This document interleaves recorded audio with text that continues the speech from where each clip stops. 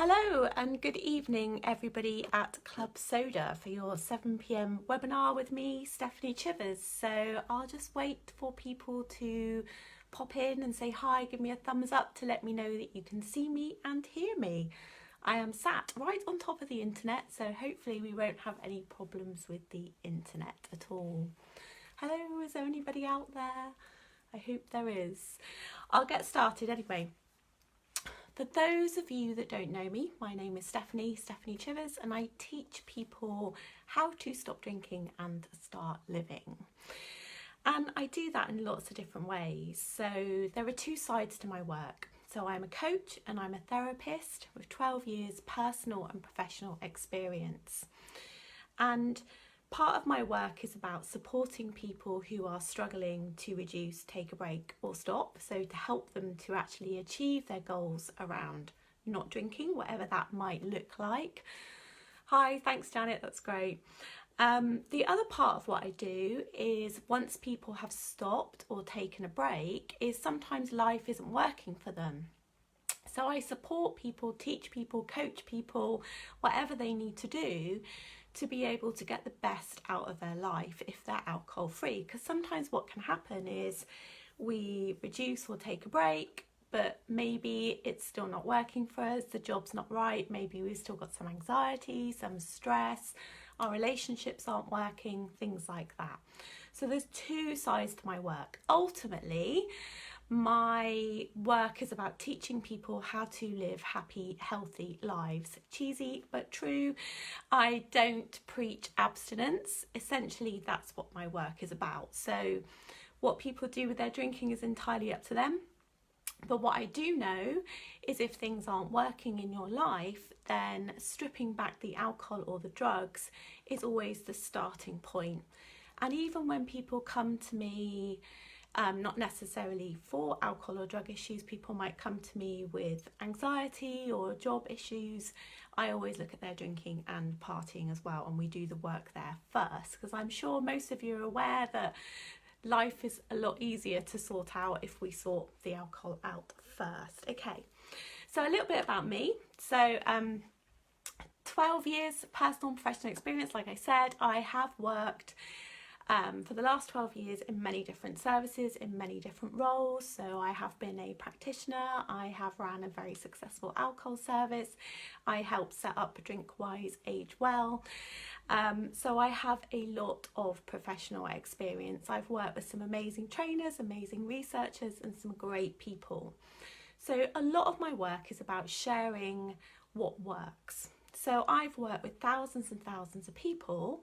So I've tried lots and lots of different tips and techniques, and all my work that I share now is about sharing best practice. It's about sharing with people what works. So I left my management secure job in a treatment service a few years ago to set up my own business. So now I run my own business teaching people how to do this because I wanted to provide more choice. So I'm not a big fan of 12-step, although I have a lot of respect for that model, and I necessarily didn't want to go to my GP and I didn't want to go to a treatment service. Not that there's anything wrong with doing those things, but I wanted to provide something for people that wanted a different option.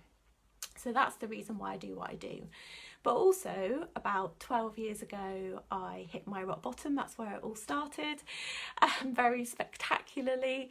I found myself in custody 2 days before Christmas, very cliched, with my children at home. What was the worst day of my life turned out also to be the best day of my life, because in that moment, well, it was a moment, it was hours actually, in custody, I sort of was thinking about how did I get here, what's happened to your life, Stephanie, for this to have got here. And I realised that I was 100% responsible for where I'd got to. So I found that quite empowering, very empowering actually, to realise that, because if I was 100% responsible, and I'd got myself there, then I could get myself out. So that's what happened, is I sort of came out there and I vowed that I would set about sorting myself out in my life, and that's what I did. I'm not saying it was easy, it definitely wasn't. I worked at it. It took a long time. I have been alcohol free for pretty much most of it, maybe 95% of it. I've relapsed a couple of times. I don't say I'm abstinent. I'm not abstinent. I haven't had a drink for a year at the moment, but that's okay. So I choose to not drink at the moment. If I wanted to have a drink, I could have one. I'm 12 years in. For me, it's more about a mindset thing. So it's about that you're enjoying your life so much, you're not even thinking about alcohol. So it's more about a mindset shift and changing your relationship to alcohol rather than counting days or saying that you're abstinent or stuff like that. I hope that makes sense. So I want to share with you some of my learnings today. Hopefully it will help you, motivate you, inspire you, and help you along your way, really. So my ethos is about habit. You weren't born doing it, so if you've learnt it, you can unlearn it. It's that simple, really. And we can create new habits. We can. It's harder to stop bad habits and focus on our bad habits than it is to create new habits, and that's what I'm going to talk to you about today. Now, we can change. It may feel like you can't at points, but we can. So we are changing and growing all the time, and there's nothing we can do about that. In fact, the one thing I can guarantee you is that everything is going to change. And I know that's great if things are not good, but it's not great if things are good. But it's the truth. You know, we are changing and growing and evolving all the time. So if you feel like change isn't possible for you or you can't change, you need to reframe that, because actually you are changing, whether you realise it or not, okay? So there can be many reasons why we want to reduce, take a break or stop. It's entirely up to you. But sometimes we get so focused on the stopping, the not drinking alcohol, and actually that can get really frustrating and it can be really difficult. It's the same with diets. It's why diets don't work. So when we focus on what we can't have, what we're doing is our brain, so whether you realise this or not, you probably aren't unpicking this process. I think it's highly unlikely you are. So if you're focusing on not having alcohol, not drinking alcohol, you're thinking about alcohol. So your brain will be making pictures about alcohol, you will be thinking about it, maybe having some internal dialogue, some feelings, you know, smells, taste. So you will be making, your senses will be making a representation of your thoughts around alcohol. So that's what I mean about when we focus on what we can't have, and that's the bit about diets. When they're too restrictive, it can be really difficult. And that's when we talk about focus on what you can do, not what you can't do. Now, this isn't going to be the case for everyone. So here's the thing, I'm sure you know this, everyone's different, it's horses for courses, and this is why I'm all about choice. You know, you do whatever works for you. This is for people if you're struggling and you're focusing on stopping. Stop! I don't want you to focus on stopping, because if you focus on not drinking, that's really hard work. That's when we're almost getting to that white knuckle stuff, okay? And I'm going to give you some tips about that. So the same with diets, like we said, the reason why diets don't work is we're focusing on what we can't have. So with diets, we know now that if we focus on what foods you can eat, it's going to be a lot easier. I'm not saying it's going to be foolproof, but it's going to be a lot easier. Now, this is the same with alcohol, okay? So it's focusing on what you can do.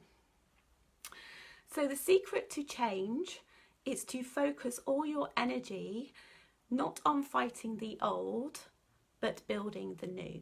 Now that's one of my favourite, I've got a couple of little quotes, there's a few actually, handful, that I bust out regularly. One of them is, this life is 100% your responsibility, because as far as I'm concerned, everything starts with that one. If you can accept that you are 100% responsible for you, then that's where it really starts to, the penny starts to drop. But this is the other one as well. I'm going to say it again because I really want you to listen to this one. So the secret to change is to focus all your energy not on fighting the old, but building the new, okay? And this is really, really important. Now I'm going to give you some really simple tips, and you may have heard these before, but the key is doing it. It's about action. So we can read, we can learn, we can listen, we can consume. And in fact, when people are starting out, I recommend they do that. I recommend that they fill their senses with all this information. But sometimes, well, all the time, there has to come a point where you just take action, okay? Where you start doing rather than reading and consuming and thinking. You have to do, you have to try things. It doesn't matter if things don't work, but that's where things really start to change, is through action, okay? So these ones are really simple. So focusing on putting new good habits in rather than focusing on not drinking. Even if you're still drinking, okay, I want you to listen and I want you to do this. So water, food and exercise. I know, really simple, and you've heard it a million times before. But we used to do this with the daily dependent drinkers in alcohol treatment services. One of the first things we would look at before we even looked at drink diaries, how much you're drinking, reduction plans, are you going to have a detox, are you going to go to rehab? We would look at this. We would encourage people to put in these really simple things that are really going to help them to feel better. Do not underestimate this, okay? 2 litres of water a day. Now I do some work with amazing nutritionist Gwen Warren, having trouble with my mouth tonight for some reason. She is amazing, check her out. One of the things she always talks about is the biggest thing you can do for yourself in terms of nutrition is to drink 2 litres of water a day, okay? So even if you're drinking, how you get in 2 litres of water, I mean, obviously you start in the morning, set your alarm, whatever you need to do, be consistent. And then eating 3 healthy meals a day, veg, fruit, lean proteins, carbs, stuff like that. And, you know, you sit and you eat at certain times of the day. Now, this might sound really simple, but actually a lot of people get out the habit of doing this, and it's really, really important. So you set a certain time and you sit and you eat a healthy meal, and that's what you do. It's really good for you. It's really good for your physical health. It's really good for your emotional health. And even if you're still drinking, it will help you. It will really help your body. Exercise, I know you've all heard it, but it really is brilliant. Now, you don't have to be a marathon runner, you really don't. If you're not doing anything, 10 minutes outside a day, 10 minutes walk around the block, anybody can do that, or a 10-minute dance around your living room if you don't want to leave the house. But get your body moving, get your heart rate up. Now, by putting these really simple things in, there's a number of things that are happening. You're doing what I call the basics, the building blocks, the fundamentals. These things you need to have in place to help you live a healthy, happy life. You just do. They help you in so many ways that maybe you're not even aware of. So when you do these things, you feel better. When you do them consistently, you feel better. But you're also focusing on putting new good things in that are good for you. So you're putting good things in your body. But not only that, it's self-care, which is really good. Because let's face it, alcohol isn't self-care at all. But it's also showing yourself that you care about yourself. You're also building self-efficacy. So this is why I start really small, like here. So if you're doing this, this is great, but if you're not, I want you to do this. By doing one small thing like drinking water and doing that consistently for a week tells you that you can do something, that you can put a new habit in, that you can do something that's good for you. And it will help you to feel better. So it builds self-efficacy, it builds self-confidence, it makes you feel better. And these little things really add up, okay? So it's really important. Now, change state, I'm going to talk about this quite a bit.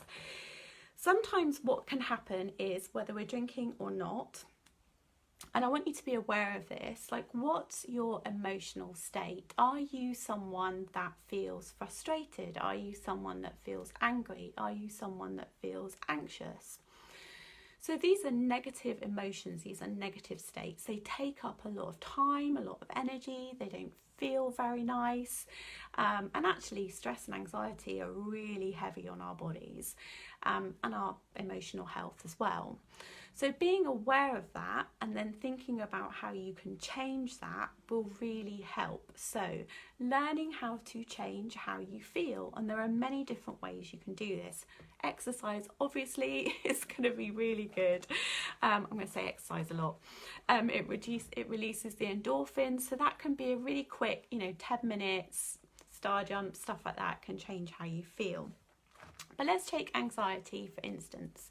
So if you are someone that experiences anxiety, if you drink, honestly, you really need to reduce or take a break from the alcohol, because I'm sure you're aware, but side effects of drinking are anxiety, so it's not going to help at all. But if you're experiencing anxiety, then it's thinking about what's the opposite of that. What would I like to feel? So for most people, that's peace or content. So I want you to think about a time when you felt peaceful, even if it's just for a moment, just a tiny moment, that's all it needs.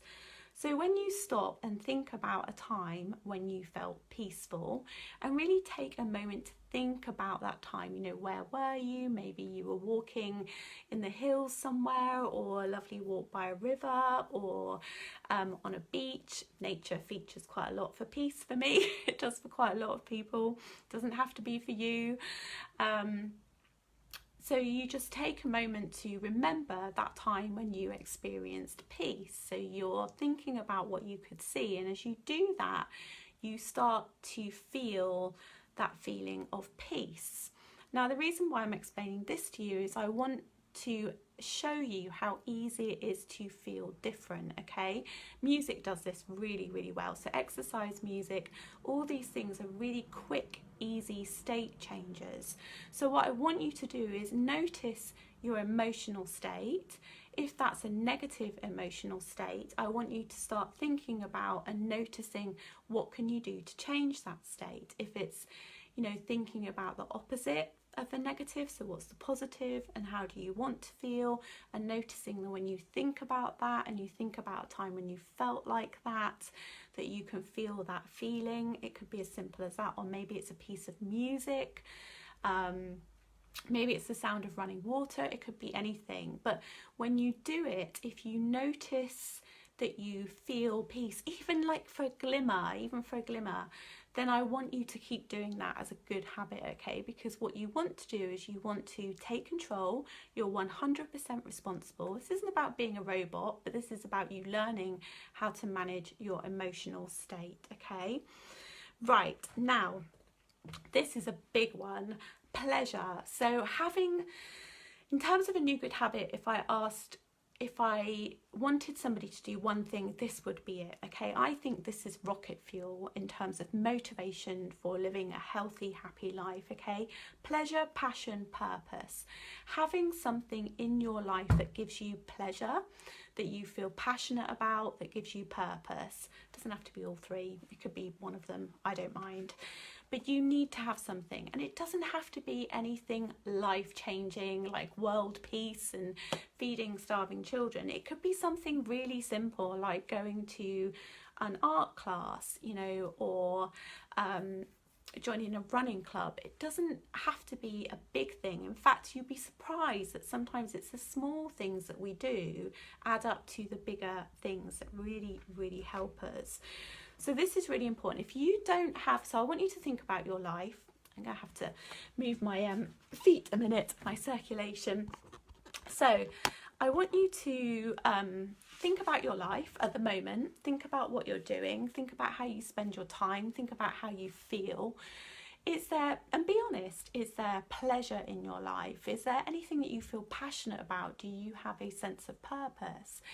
And if you don't have anything in your life like this, then I really want you to spend time figuring this out. Now, don't get frustrated about this. This isn't the point. It's a journey. It can be exciting. It can take time. It took me some time to really, really figure this out. So it is about sort of enjoying the journey. I know you probably hear that a million times, but it's so true. So if you really don't know, if you really haven't got any ideas, then it literally is as simple as writing a list of all the things that you've ever fancied doing and doing them. Now, I know I'm making this sound really, really easy, and I know that sometimes when we stop drinking, it can be really hard to socialise, it can be really hard to get out and meet people, you know, if we're not using alcohol as a social lubricant. I know, trust me, I've been there, but just pick something small. So say you've got 5 things on your list, and maybe one of those things on your list is to go and do an evening's volunteering at a call centre, or an evening's volunteering at a homeless shelter. It could be absolutely anything, at a nursery, anything.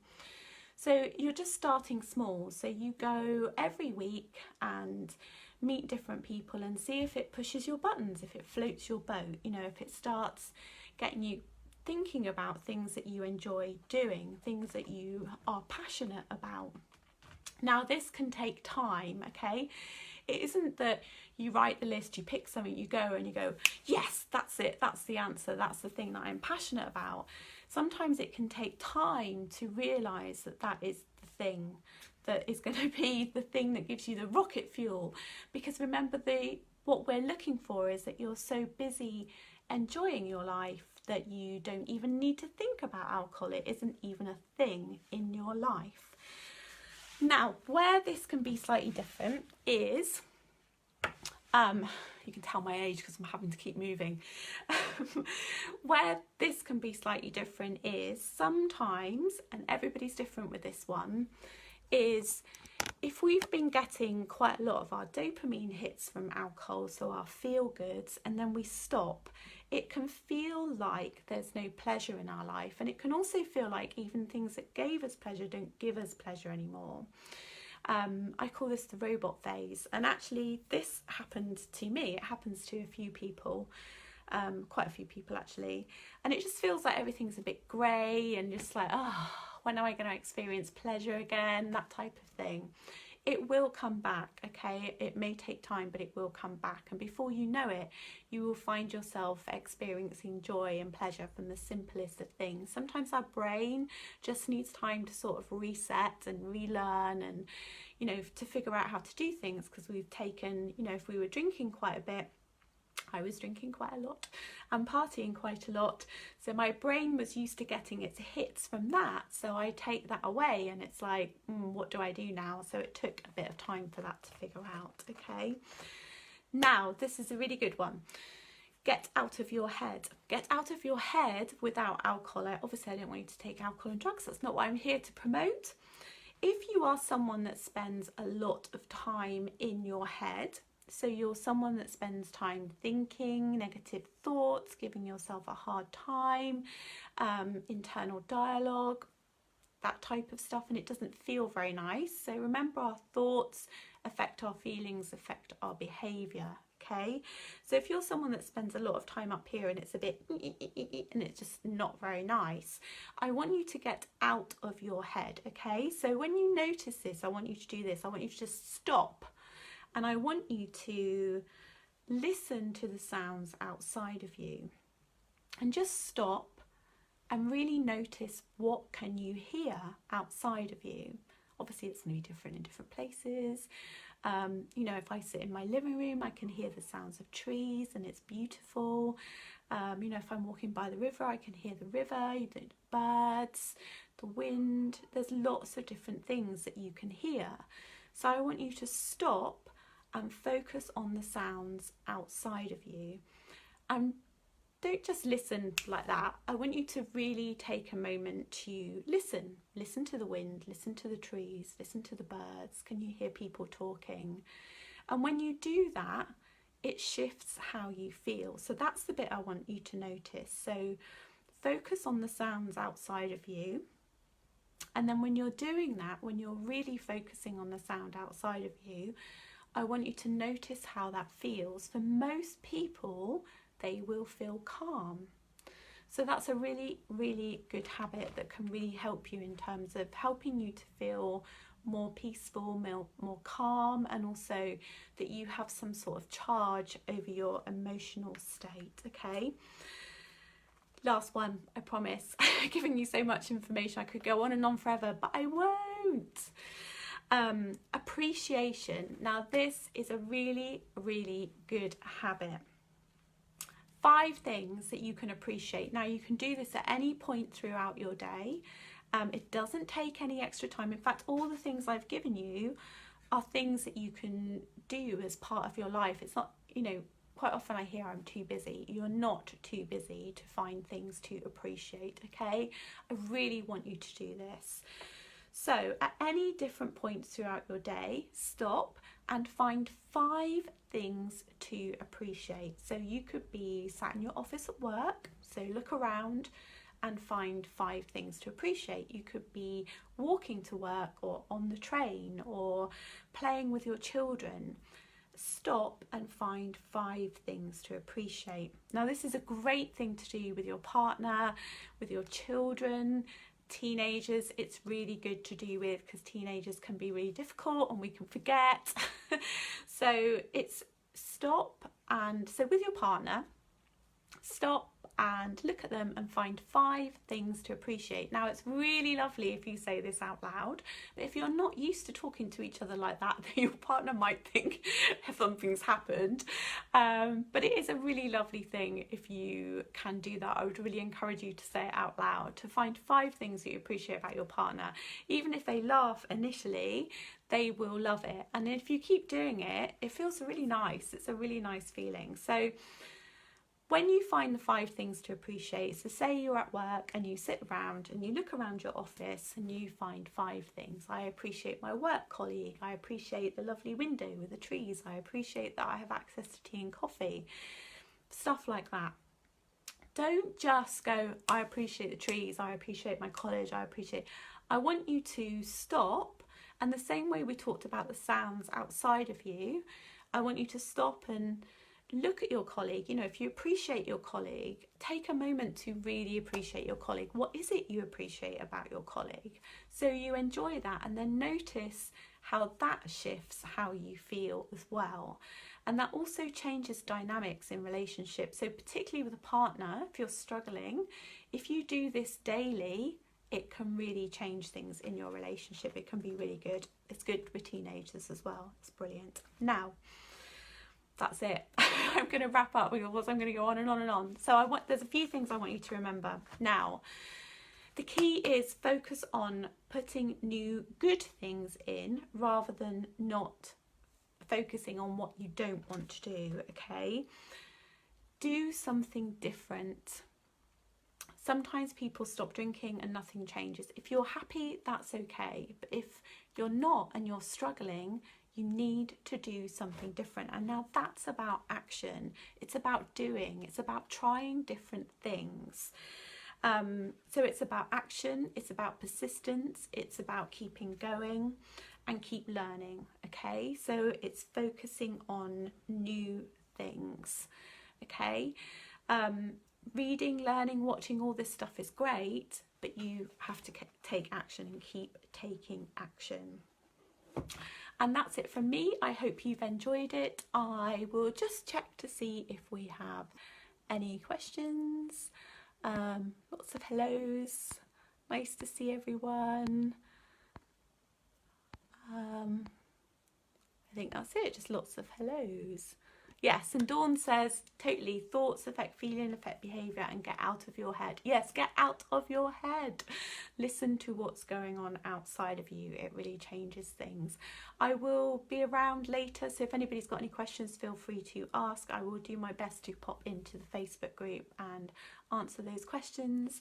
Otherwise, it's been a pleasure. My name's Stephanie Chivers. It's been lovely to meet you all, and I might see you all soon somewhere, who knows. Thank you, bye.